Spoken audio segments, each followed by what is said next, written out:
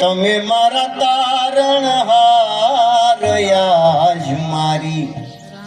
રાખોની અરજુને ખાવન ધણી સાંભળજો એ ગુરુજી હેવાડા એ ડુંગરાને હંસલાવન ઘણા એ ગુરુજી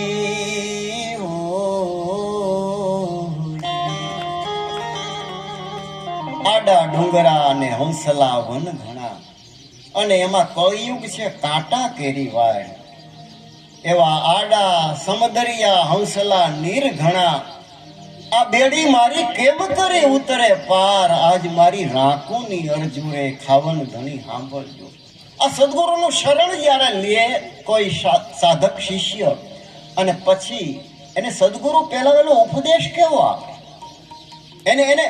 પહેલા વેલું અધ્યાત્મ શું છે, બ્રહ્મ શું છે, જીવ શું છે, જગત શું છે, માયા શું છે, આ પંચીકરણ શું છે એવી કાંઈ વાત ન કરે. પહેલા વેલા તો તારે સામાન્ય વ્યવહાર શું છે, આ સંસાર શું છે એની ઓળખ કરવાની છે. પહેલા વેલો સદગુરુ એ બતાવે કે તારે શું કરવું અને શું ન કરવું. એક ભૂમિકાએ પહોંચ્યા પછી અભેદ દર્શન હોય, પછી એની માટે ભેદ ન હોય, પછી એ નુગરા શું ને સુગરા શું, એને માટે એ ગુણવાન શું, શ્રીમંત શું કે ગરીબ શું, ઠાકર શું કે ચાકર શું, નારી શું કે પુરુષ શું, એવો ભેદ પછી મટી જાય. પણ સાધનાના પહેલા પગથિયે સદગુરુ એમ કે ભાઈ તારે કોની હારે બેસવું, કોની હારે વ્યવહાર કરવો,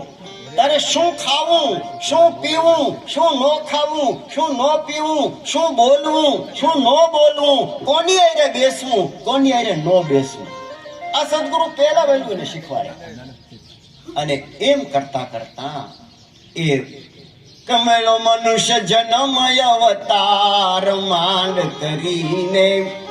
તે તો ભૈજા નથી ભગવાન હેત ધરીને અંતે ખાશો જમના માર પેટ ભરીને માટે રામ નામ હંબાર દઈ પલ પાછી ફેર ન આવે મૂર્ખ મૂઢ કમાર ભવસાગરની ભૂલવણીમાં વીતી જશે જુગ ચાર ફેરા ફરીને માટે રામ નામ હંબાર એમ કહેતા હોય સદગુરુ. અને સદગુરુ એમ પણ કહેતા હોય એવા દોરંગા ભેળારે નવ બેસીએ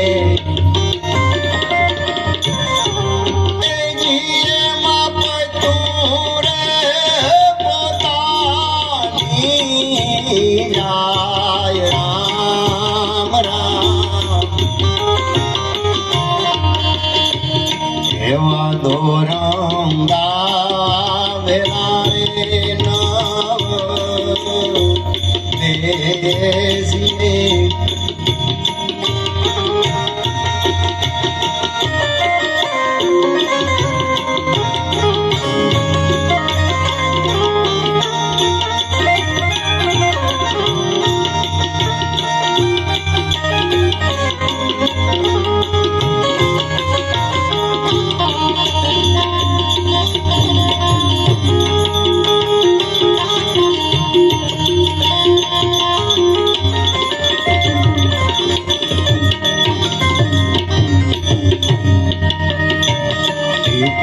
ઘડી કુમા ગુરુને ઘડી ચેલતા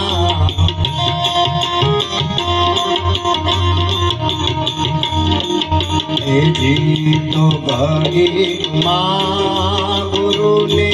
ઘડી ચેલતા ઘડી માં તો પીરા રે થઈ